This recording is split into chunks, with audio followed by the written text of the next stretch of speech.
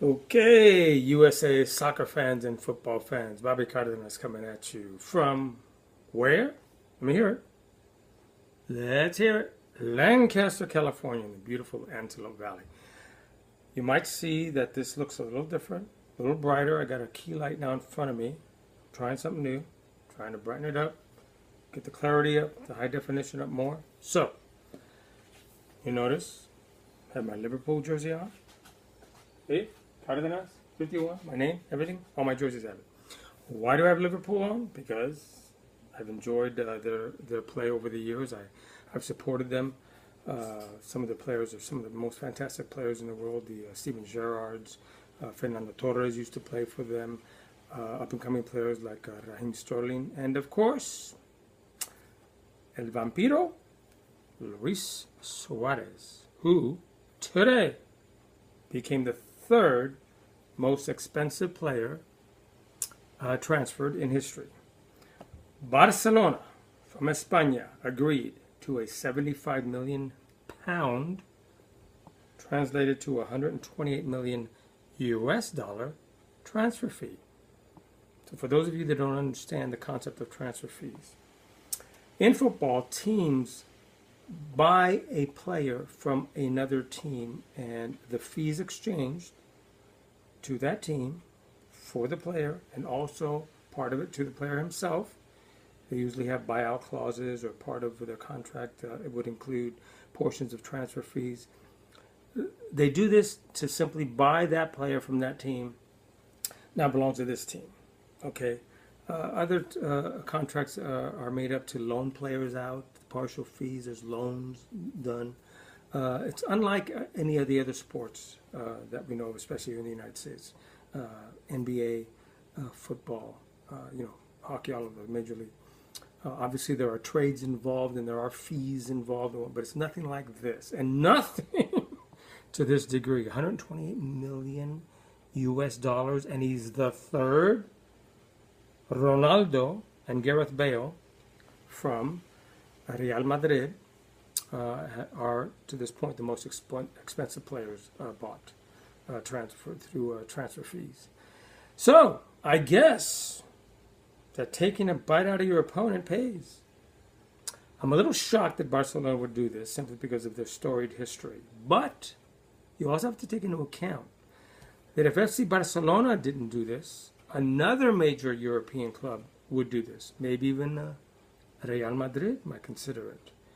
And Barcelona better get him for themselves as opposed to having to face him against another team, especially if it were in La Liga, Real Madrid, Atletico Madrid, what else. But also possibly one of the other teams in the Champions League, a Bundesliga team, Serie A team, whatever. Let's face it, the five biggest leagues in the world are, and in no particular order, but I'll get back to what I think are the two biggest ones. But right now, you've got the Barclays Premier League in England. You've got the German Bundesliga. You've got the Italian Serie A. You've got the French Ligue 1. And you have the Spanish La Liga. I personally think that the two biggest leagues are La Liga and the Barclays Premier League. Why? Because they attract the biggest players. They have the biggest histories involved. And one of those two teams usually, from one of those two countries, is usually at the top every year in Champions League play. Last year, Real Madrid won Champions League. The year before that, Bayern Munich. Barcelona won it recently. Also, Manchester United. So it's usually the La Liga or the Barclays Premier League, and then I would consider the German Bundesliga third. Then I would say probably Italian Serie A, and then the French Ligue 1. But you've got leagues in Scotland Premier League. You've got leagues in the Netherlands, Turkey, Greece, all of the various nations, Portugal, all the various nations. Let me tell you something. If you people out there do not think that this sport pays, understand that last season, between his salary and his endorsements, Ronaldo made $70 million last season.